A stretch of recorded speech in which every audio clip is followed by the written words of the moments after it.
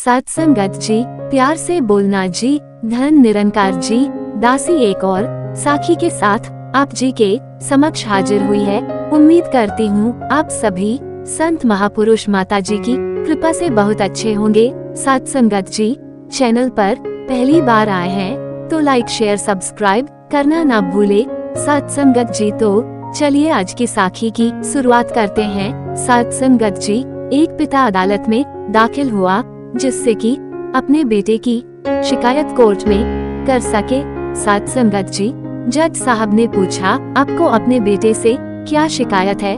बूढ़े पिता ने कहा कि सत्संगत जी, मैं अपने बेटे से उसकी हैसियत के हिसाब से हर महीने का खर्च मांगना चाहता हूँ। सत्संगत जी, जज साहब ने कहा, वो तो आपका हक है, इसमें सुनवाई की क्या जरूरत है? आपके बेटे को हर महीने खर्च देना चाहिए। पिता ने कहा कि मेरे पास पैसों की कोई कमी नहीं है, लेकिन फिर भी मुझे हर महीना अपने बेटे से खर्चा लेना चाहता हूँ। सत्संगत जी, वो चाहे कम ही क्यों ना हो। सत्संगत जी, जज साहब आश्चर्यचकित होकर पिता से कहने लगा, आप इतने पैसे वाले हो तो आपको बेटे से क्यों पैसे की क्या आवश्यकता है? सत्संगत जी, पिता ने अपने बेटे का नाम और पता देते हुए जज साहब से कहा कि आप मेरे बेटे को अदालत में बुलाएंगे तो आपको बहुत कुछ पता चल जाएगा। सत्संगत जी, जब बेटा अदालत में आया तो जज साहब ने बेटे से कहा कि आपके पिताजी आपसे हर महीना खर्चा लेना चाहते हैं। सत्संगत जी, चाहे वह कम क्यों न हो। सत्संगत जी, बेटा भी जज साहब की बात सुनकर आश्चर्यचकित हो गया। सत्संगत जी, और कहने लगा, मेरे पिताजी बहुत अमीर हैं, उनके पास पैसे की भला क्या जरूरत है?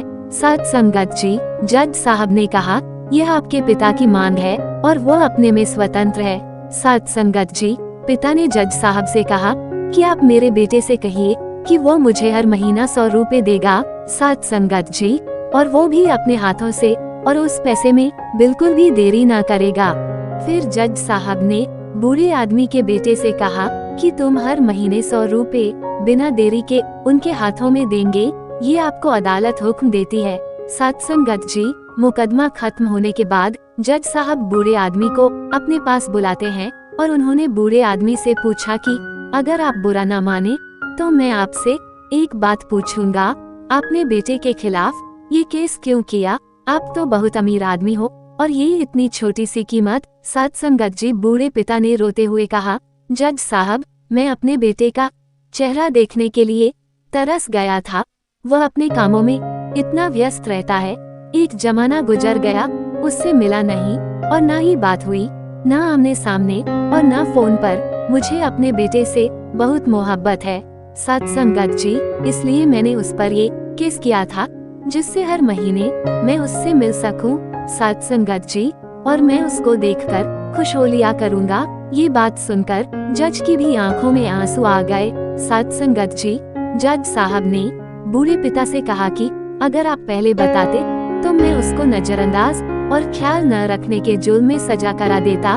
सत्संगत जी, बूढ़े पिता ने जज साहब की तरफ मुस्कुराते हुए देखा और कहा, अगर आप सजा कराते तो मेरे लिए ये दुख की बात होती, क्योंकि सच में उससे मैं बहुत मोहब्बत करता हूँ और मैं हरगिज नहीं चाहूँगा मेरी वजह से मेरे बेटे को कोई सजा मिले या उसे कोई तकलीफ हो। सत्संगत जी, कुछ लाइनें पिता के लिए ख्यालों में भी मेरा ही ख्याल रखते हैं, मेरे हर दर्द का अपनी बाहों में इलाज रखते हैं। खरोच मेरी एक उन्हें कई रातें जगा जाती है, पापा भी ना दिल अपने पास और धड़कने मेरे होठों की मुस्कान में रखते हैं।